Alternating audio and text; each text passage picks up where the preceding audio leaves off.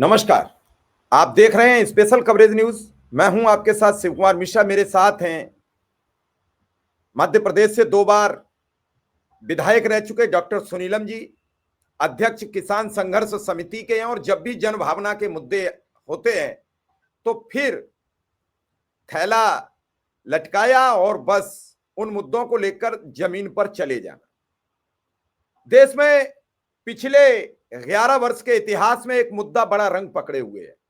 EVM, vote चोरी और अब चुनाव चोरी।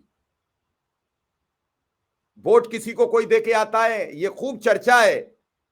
और अब ये एक तो माना जाए कि सीधा वोट परचेजिंग और शुरू हो गई। अब वोट खरीदारी सरेआम। और ये कब हो रही है? जब चुनाव आचार संहिता लगी हुई है, यानी आदर्श आचार संहिता के अंतर्गत। अब इसको लेकर राहुल गांधी ने सवाल उठाए, डॉक्टर सुनीलम जी जैसे लोगों ने सवाल उठाए कि आखिर ये रुकेगी कैसे। चुनाव आयोग से सवाल पूछे, उन्होंने कहा एफिडेविट लाइए। लोगों ने कहा एफिडेविट नहीं दे रहे हैं तो जो लोग सवाल उठा रहे हैं उनके खिलाफ कानूनी कार्रवाई करो, वो भी नहीं कर रहे। तो ये मसला समझ में पूरा नहीं आता। उसके बाद एक वर्ग निकला, उस वर्ग में रिटायर्ड अधिकारी थे, जज से लेकर आईपीएस तक, पूर्व राजदूतों से लेकर आईएएस आईआरएस तक, सबने एक पत्र लिख दिया। इनने कभी पत्र नहीं लिखा। अभी 800 पेज की अमेरिकन कांग्रेस ने एक रिपोर्ट जारी कर दी, पत्र नहीं लिखेंगे। लाल किला पर विस्फोट हो गया, 15 बेगुनाह नागरिक मारे गए, कोई पत्र नहीं लिखा गया। पहलगांव में 26 भारतीय नागरिक मारे गए, कोई पत्र नहीं लिखा गया। पुलवामा में सैनिक शहीद हो गए, कभी पत्र नहीं लिखा। लेकिन जब राहुल गांधी या कोई विपक्ष का नेता सवाल करता है तो ये झट सीधे कपड़े पहन के आ जाते हैं और पत्र लिख देते हैं। अब 175 लोगों ने पत्र लिखा है और लाखों लोग तैयार बैठे हैं, ऐसी हमारे पास सूचना है। और इसके गवाह भी हैं डॉक्टर सुनीलम जी। डॉक्टर साहब, आखिर ये नौबत क्यों आ रही है? जी, मैं आपको मिश्रा जी पहले तो ये पत्र के बारे में बता दूं, क्योंकि दर्शकों को पत्र के बारे में जानकारी होनी चाहिए कि पत्र क्या है, पत्र का कंटेंट क्या है, किस उद्देश्य से लिखा गया है।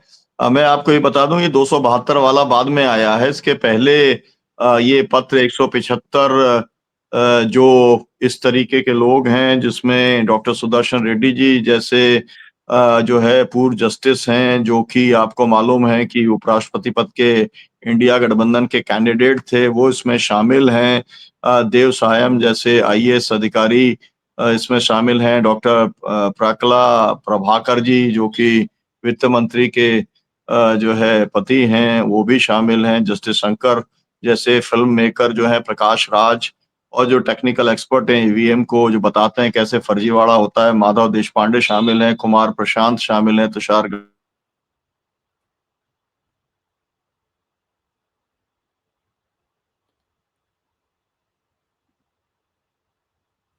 कुछ तकनीकी व्यवधान आया है, इसमें बड़ी बड़ी वो हस्तियां देश की जी। कुछ तो नेटवर्क ये इशू है। जो पूरा, हेलो, आवाज आ रही है मेरी? जी आ रही है सर। जी। तो मैं ये बताना चाह रहा हूं कि ये जो पत्र लिखा गया है, वो उसमें मुख्य तौर पर 5 मुद्दे हैं। पहला मुद्दा ये है कि हम जो चुनाव परिणाम हैं वो फ्रॉडुलेंट हैं, वो फ्रॉड के ऊपर आधारित हैं, और इसलिए हम उनको अस्वीकार करते हैं। ये अवैध चुनाव है, ये नंबर 1 बात। अब ये बात सबसे महत्वपूर्ण है, इसलिए महत्वपूर्ण है कि हमने देखा कि जो बड़े-बड़े नेता हैं, पार्टियों के नेता हैं, महागठबंधन के नेता हैं, जो चुनाव की शिकायत तो कर रहे थे, लेकिन जब नीतीश कुमार जो है वो 10वीं बार मुख्यमंत्री बन गए तो सब उन्हें बधाई देने लगे। सबने अपनी फोटो उनके साथ में जो है वो टैग करने का काम कर दिया। तो मतलब ये है कि उन्होंने जो है वो नतीजे को स्वीकार कर लिया, लेकिन हमने नतीजे को स्वीकार नहीं किया, क्योंकि ये अवैध नतीजा है। ये गलत तरीके से नतीजा निकाला गया है और इस नतीजे को हम अस्वीकार करते हैं। ये पहली बात है, जो कि बहुत मेजर बात है। आपको मालूम है कि ऐसा अभी तक नहीं हुआ। मतलब ये है कि आपको याद है कि 5 साल पहले जब तेजस्वी यादव को जो 15 सीटें उनकी जो चुने हुए उनके विधायक थे उन्हें हरा दिया गया, हारों वालों को जिता दिया गया, तेजस्वी की सरकार नहीं बनने दी गई। तब हमने ये कहा था कि उतर जाएं सड़कों के ऊपर, वो अलग बात है, लेकिन उस समय भी चुनाव को अवैध जो है वो किसी ने घोषित नहीं किया था। इसी तरीके से फिर उत्तर प्रदेश में हो गया, उसके बाद हरियाणा हो गया, महाराष्ट्र हो गया, दिल्ली हो गया, आम चुनाव हो गए, लेकिन कभी भी लोगों ने ये नहीं कहा कि अवैध चुनाव है, हम इन चुनाव नतीजों को स्वीकार नहीं करते। ये अपने आप में सबसे बड़ा डेवलपमेंट है। अगर सिविल सोसाइटी के लोग जो जानकार लोग हैं, जो सिस्टम को अंदर से भी जानते हैं, बाहर से भी जानते हैं, अगर वो ये कहते हैं कि हम चुनाव को नतीजों को स्वीकार नहीं करते, ये तो बहुत बड़ा पॉलिटिकल डेवलपमेंट है। ये पहली बात है।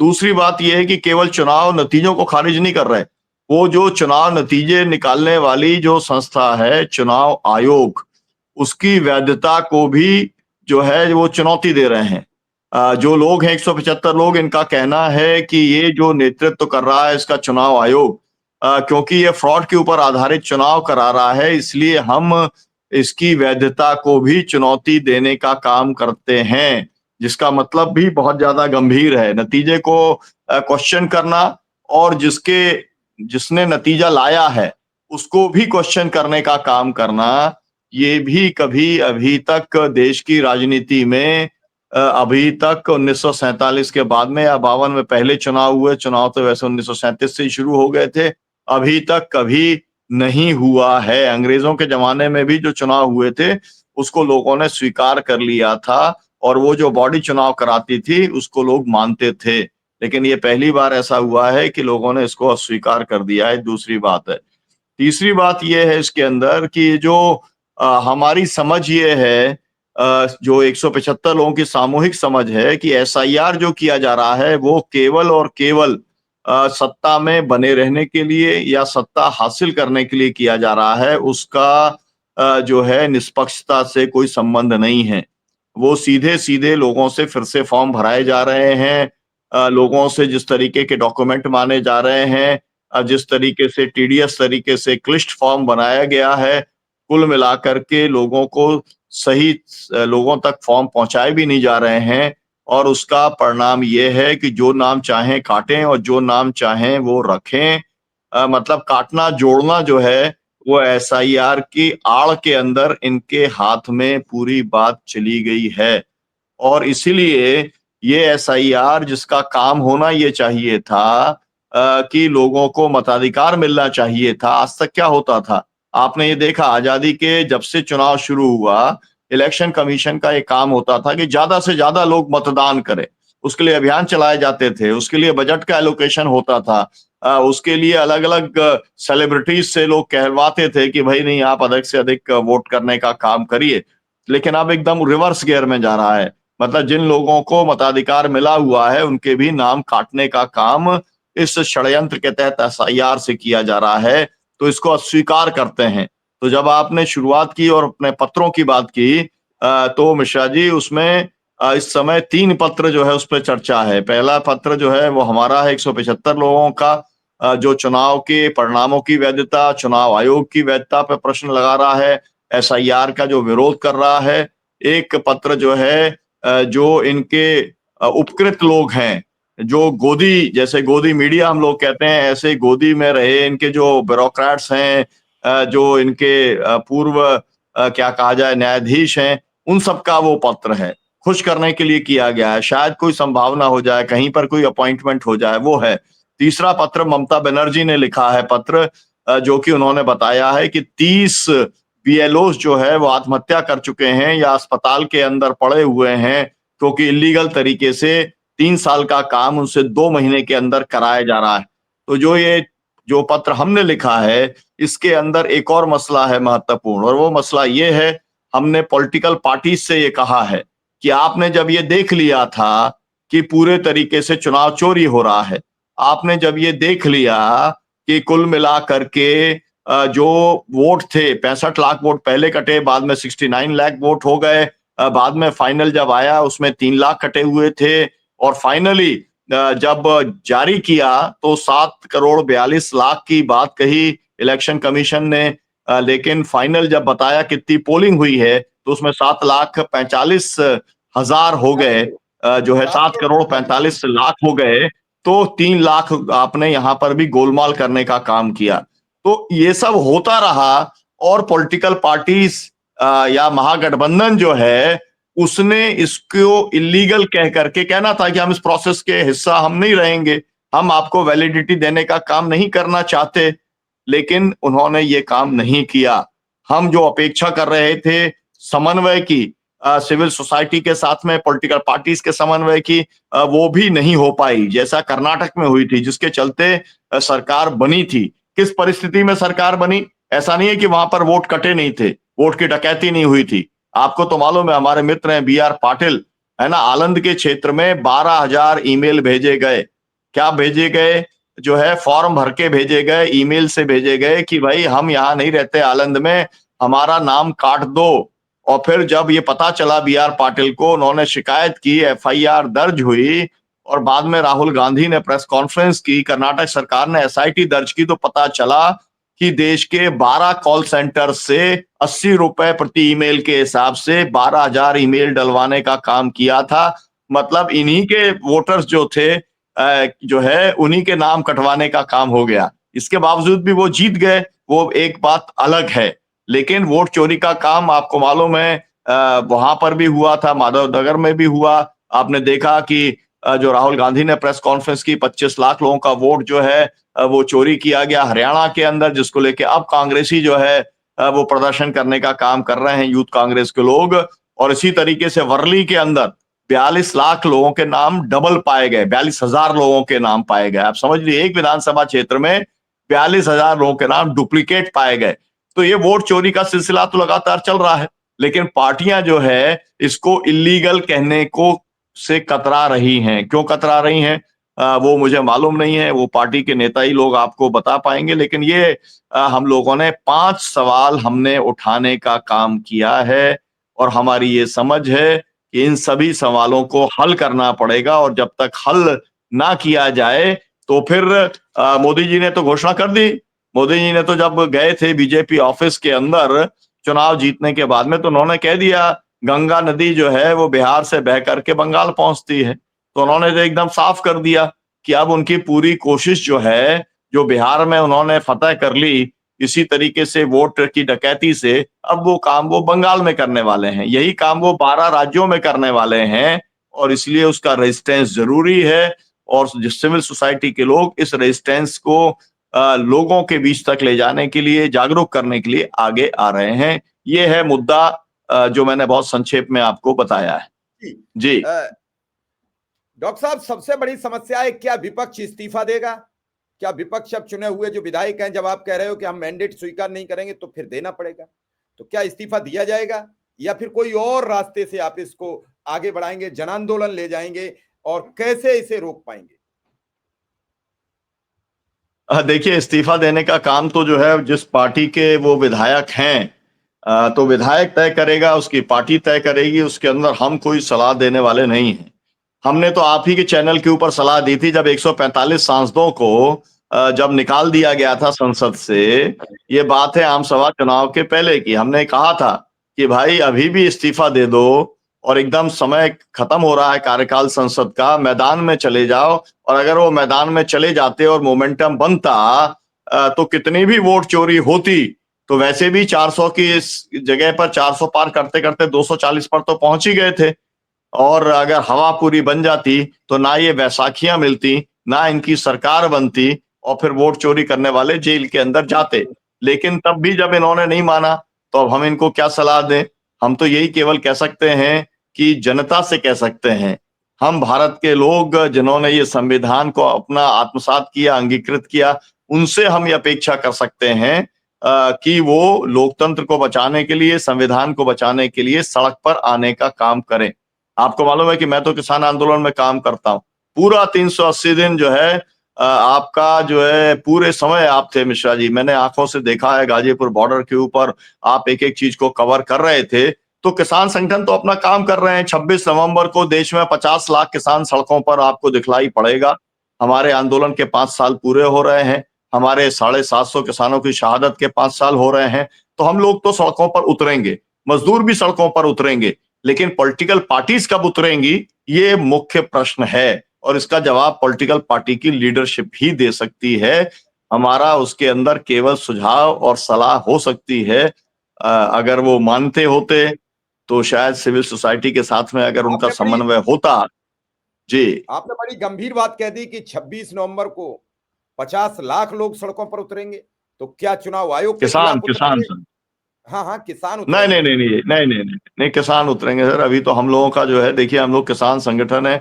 हम लोगों की एमएसपी की कानूनी गारंटी का मुद्दा है मेरे क्षेत्र अरे तो में। बिहार में तो, जहां से अरे मैं 2 बार विधायक रहा, बिहार में जहां से मैं बीजेपी दो के नहीं, घोषणा पत्र सुन में लीजिए, छपा। बहुत महत्वपूर्ण मुद्दा है। एक मिनट, बहुत बहुत महत्वपूर्ण मुद्दा है। जो मक्का 2400 रुपए क्विंटल था, वो 1200 रुपए क्विंटल में भी कोई नहीं खरीद रहा। जो मक्का जो हमारा सोयाबीन 5500 रुपए क्विंटल है, वो 3000 में भी नहीं खरीद रहा। किसान की हालत बहुत ही गंभीर है। तो इसीलिए हम, क्योंकि किसान संगठन है, तो हम कोई पॉलिटिकल पार्टी नहीं है, तो इसलिए हम पहले अपने सवालों को लेकर के, जिसके ऊपर 5 साल से लड़ रहे हैं, उनको सिरे चढ़ाने के लिए हम उतरेंगे। लेकिन ये जो पूरा प्रश्न है, ये तो सभी नागरिकों का प्रश्न है ना। जब इसके ऊपर कभी तय हो जाएगा स्कैम के अंदर, तब उसके ऊपर बात आएगी। अभी तो जो मैंने आपको बताया, तो मेरा कहना केवल ये है कि हम लोग तो पीपुल्स रेजिस्टेंस के माध्यम से अपने सवालों को, समस्याओं को हल करने की दिशा में आगे बढ़ रहे हैं। लेकिन पॉलिटिकल पार्टीज को तय करना है कि वो कैसे आगे बढ़ती हैं, क्योंकि सत्ता तो उन्हीं को मिलेगी, सरकार तो उन्हीं की बनेगी, मुख्यमंत्री और मंत्री तो वही बनने वाले हैं। किसान तो किसान ही रहेंगे और किसान संगठन ही रहेंगे, और जो सरकार आएगी उसके साथ में ऐसे ही लड़ना भिड़ना चलता रहेगा किसानों के न्याय के लिए। जी, मतलब मेरा यह मानना है कि इस पूरे प्रकरण में अब क्या और होगा, चुनाव आयोग को रोका कैसे जाएगा? चुनाव आयोग की मनमानी, जो आप बता रहे हो कि मनमानी कर रहा है, सुन नहीं रहा है, जो चाह रहा है वो कर रहा है, तो चुनाव आयोग को कैसे रोका जाए? रोकने का एकमात्र तरीका है सर, रोकने का एकमात्र तरीका यह है कि जो है, आप अनिश्चितकालीन घेराव शुरू करो। जैसा जो है बांग्लादेश के अंदर जनता का दबाव पड़ा, वहां का इलेक्शन कमीशन, जिसने शेख हसीना को जो है फर्जी वोट करा करके जिताने का काम कर रहा था, उस पर मुकदमा दर्ज हुआ, वो जेल पहुंच गया। उसी तरीके का काम करना पड़ेगा कि ज्ञानेश कुमार जो है, उसकी जगह जेल में है। इसलिए जेल में है कि जो पूरे देश की जनता का जो विश्वास है, वो विश्वास है कि ये निष्पक्ष चुनाव कराएंगे, पारदर्शी तरीके से कराएंगे, जवाबदेही से कराएंगे, वो काम इन्होंने, श्रीमान जी ने नहीं किया है। इन्होंने चुनाव के अंदर फर्जीवाड़ा किया है, करवाया है, और इसकी सजा भारत के कानून के अंतर्गत इनको मिलनी चाहिए। और इसका एकमात्र तरीका यह है कि अनिश्चितकालीन घेराव करे। लेकिन ये फैसला तो इंडिया गठबंधन करेगा, ये फैसला तो पॉलिटिकल पार्टीज करेंगी। ये मैं कहना चाहता हूं आपसे। अभी अभी खबर मिल रही है सुनीलम जी कि मध्य प्रदेश में एक मंजीत घोसी करके एक्स हैंडल है जो चलाते हैं, उन्हें मध्य प्रदेश की पुलिस ने गिरफ्तार कर लिया है। सवाल उठा रहे थे ये ऐसे, रोज। ये तो काम लगातार होता है। मैं आपसे जब बातचीत कर रहा हूँ जो है मिश्रा जी, तब मेरे यहाँ पर अडानी जो है, उसको कोल ब्लॉक एक दिया गया। उसके अंदर वो जो है 14,500 हेक्टेयर का जंगल काट रहा है। 3,02,000 पेड़ होते हैं, 20,000 पेड़, उनको काट रहा है। 8 गांव के लोग, मेरे संगठन के लोग, किसान संघर्ष समिति के लोग प्रोटेस्ट कर रहे हैं। कल सिंगरौली में उन्होंने प्रोटेस्ट किया, कल रीवा में उन्होंने प्रोटेस्ट किया। लेकिन पूरे गांव को घेर के पुलिस ने रखा हुआ है, पहरेदारी वहां पे चल रही है, किसी को अंदर बाहर नहीं जाने दे रहे हैं। तो ये जो लोकतंत्र है, वो पुलिस स्टेट के अंदर बदल गया है। और पूरे के पूरे तरीके से इसके दो जो है, हमारा इस सरकार के दो, वो जो है, मतलब एक कहा जाए उनकी प्रेरणा केंद्र दो हैं नरेंद्र मोदी जी के। एक तो ट्रंप से वो पूंजी वाली प्रेरणा लेते हैं कि चुनाव में अधिक से अधिक पैसा लगाओ, और एक पुतिन से प्रेरणा लेते हैं कि पूरी मशीनरी का ऐसा वो इस्तेमाल करो कि आपके अलावा कोई आ ही ना सके। तो ये जो इन्होंने अपनी डेमोक्रेसी जो है, इसको पूरा ट्रंप और पुतिन के दबाव में या उनसे सीख करके या उनसे समझ करके सत्ता में बने रहने की जो ये कोशिश है, ये जनता तो समझ रही है। जनता उतरेगी सड़क पे। हम नहीं चाहते कि बांग्लादेश जैसा कुछ हो, हम नहीं चाहते कि नेपाल जैसा हो, हम नहीं चाहते श्रीलंका जैसा हो, हम नहीं चाहते कि इंडोनेशिया जैसा हो, क्योंकि हम अनार्की के खिलाफ हैं, हम हिंसा के खिलाफ हैं। हम ये चाहते हैं कि एक शांतिपूर्ण तरीके से, सत्याग्रह के तरीके से बदलाव होना चाहिए, क्योंकि हमारा लोकतंत्र में भरोसा है इसलिए। लेकिन अब जैसा करेंगे वैसा भरेंगे। चलिए सर, कुल मिला के ये है कि चुनाव आयोग को लेकर पूरे देश में अब एक एक नागरिक जानता है। सर, जमीन पर एक भी व्यक्ति से बात करो तो वो कहता है कि चुनाव चोरी हो गया, लेकिन वो करे क्या और वो अपनी आवाज किससे कहे? नेता लोग समझ में नहीं आ रहा है कि नेताओं का मकसद क्या है। अभी आपने बड़ी गंभीर बात की कि नीतीश को सबने बधाई दे दी, इसका मतलब सबने स्वीकार कर लिया है, तो फिर क्या कहा जाएगा? नहीं, अब मेरा तक कहना सवाल है कि असल में डर खत्म करना पड़ेगा मिश्रा जी। जो मुख्य बात है, अंग्रेजों ने कुछ मुट्ठी भर हजार लोगों के साथ में लाखों करोड़ों लोगों पर राज किया, क्योंकि उन्होंने जनता को डरा के रखा था। गांधी जी ने 8 अगस्त 1942 को जो उन्होंने भाषण दिया, उन्होंने कहा कि आज के बाद आप अपने आप को स्वतंत्र घोषित करो, आप भय मुक्त हो जाओ। लोग भय मुक्त हो गए, देश आजाद हो गया। लेकिन अब फिर से उस भय मुक्ति की जरूरत है। अब जनता कैसे भय मुक्त होगी, उसके लिए क्या करना पड़ेगा? बार बार लोग भय मुक्त होते हैं। 74 के अंदर लोग भय मुक्त हुए थे, तब उस समय की तानाशाही को खत्म किया था। 42 में भय मुक्त हुए थे तो उन्होंने देश को आजादी दिलाने का काम किया था। कोशिश तो एक बार फिर अन्ना आंदोलन के समय भी हुई थी भय मुक्ति की, लेकिन वो सरकार केवल बदल तक करके सीमित वो रह गया। तो कुल मिलाकर के भय मुक्ति ही एकमात्र तरीका है जिसके बाद में लोग सड़क पर उतर पाते हैं। जब तक डरे रहेंगे, सड़क पर नहीं उतरेंगे। लोग अपने जीविकोपार्जन में इतना ज्यादा उलझे हुए हैं कि उनको किसी और अपना, ये जिसे कहते हैं ना, जीवन जीने के ही वो उसमें लगे हुए हैं। मतलब पूरा समय, पूरा साधन, पूरा ऊर्जा अपने आप को जीवित रखने में लग रही है। तो जब वो देश के बारे में और लोकतंत्र और संविधान के बारे में जब ये तय करेंगे, तो करो और मरो का आंदोलन चलेगा। और ये तब होगा जब लोग, अभय लोगों के भीतर आएगा, जो गांधी ने इस देश की जनता में पैदा करने का काम किया था। तभी अंग्रेजों से मुक्ति मिली थी। चलिए सर, आपका आभार और धन्यवाद, आपने हमें अपना कीमती वक्त दिया। फिर आपसे बातचीत करेंगे, लेकिन जनता का ये बहुत सवाल बहुत शुक्रिया। को अच्छा जी। जवाब भी देना पड़ेगा। क्या चुनाव आयोग को लेकर जनमत का सर्वेक्षण करना पड़ेगा?